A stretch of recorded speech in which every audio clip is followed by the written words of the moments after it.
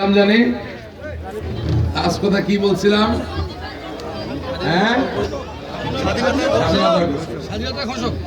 আমাদের প্রাণ অমূল্য, আমাদের স্বাধীনতাও অমূল্য।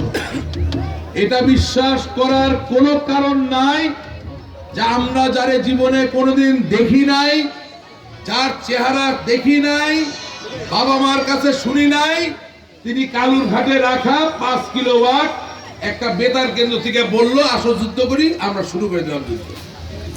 মেজর জিয়াউর রহমান রে 1971 সালে কেউ দেখেও নাই, তার নামও কেউ শুনে নাই। অর্থাৎ আমাদের স্বাধীনতার ইতিহাস সুপ্রাচীন।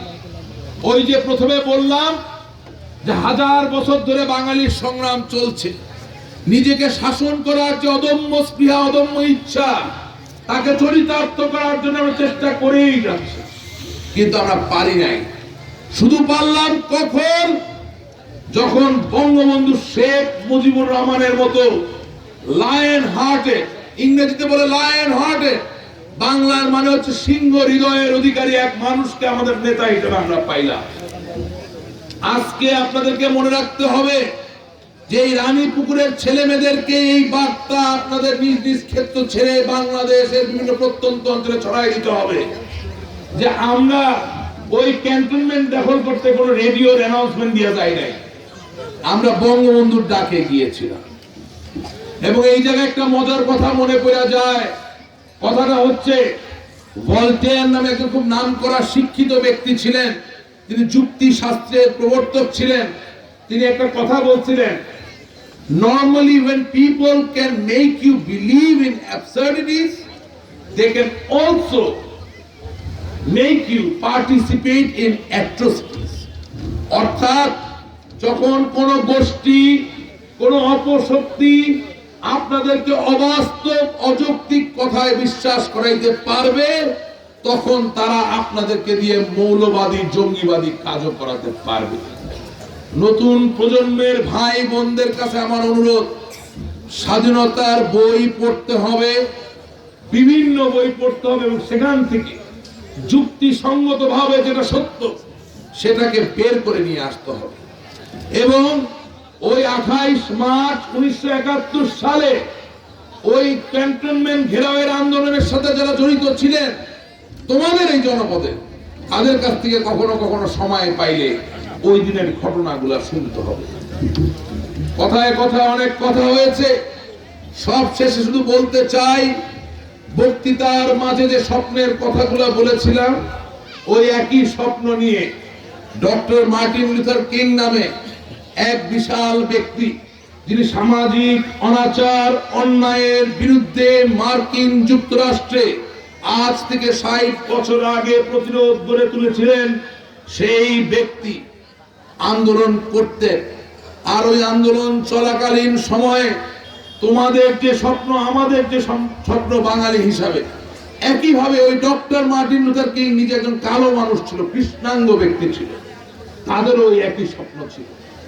ওই স্বপ্নকে বাস্তবায়ন করার ক্ষেত্রে তারা যে সংগ্রাম গড়ে তুলল, সেই সংগ্রামে তারা একটি গান গেত।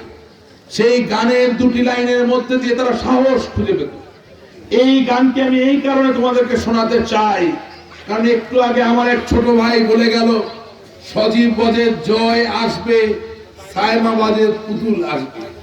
এই গানের মাঝে আমার বঙ্গবন্ধু শেখ মুজিবুর রহমানের দৌহিত্র, আমার জননেত্রী শেখ হাসিনার সন্তান সজীব বজের জয়, আমাদের হৃদয়ের রাজপুত্র, রংপুরের ভবিষ্যৎ, উন্নত বিজ্ঞান প্রযুক্তিতে সমৃদ্ধ বাংলাদেশের ভবিষ্যৎ, সেই সজীব বজের জয়ের নাম বারবার উচ্চারিত হয়েছে। আর ওই উচ্চারণের মধ্য দিয়ে ওই গান গাওয়ার সময় এক নতুন সঞ্জীবন, এক নতুন জীবনী শক্তি আমরা খুঁজে পাই। গানটা তোমরা যারা নতুন প্রজন্মের, আমি জানি তোমরা অনেকে জানো, আমি আশা করি আজকের এই মার্চ মাস 28শে মার্চ ক্যান্টনমেন্ট ঘেরাও দিবস, এই দিনে আমরা যে মুক্তিকামী, আমরা যে দেশপ্রেমী তা প্রমাণিত করার জন্য তোমরা আমার সাথে গাবে। গানটি হচ্ছে আমরা করব জয়। গানটা শুনছো তো? গাও।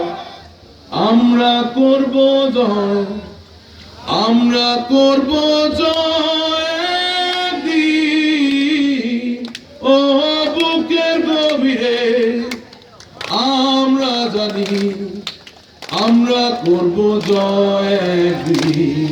তোমরা কি বিশ্বাস করো তোমরা একদিন জয় করবা? তোমরা বিশ্বাস করো জয়ী হবা? তাহলে কাঁদছো না কেন? আমরা করব জয়, আমরা করব জয়, আমরা করব জয় একদিন, ও বুকের গভীরে আমরা জানি আমরা করব জয় একদিন। 1971 সালে আমরা জয়ী হয়েছি, সমস্ত জীবন আমরা জয়ী থাকবো। যে কোনো কালো শক্তিকে পরাজিত করা আমাদের জন্য কোনোদিন কোনো কঠিন প্রস্তাবনা হবে না। তোমাদের সকলকে ধন্যবাদ। জয় বাংলা, জয় বঙ্গবন্ধু।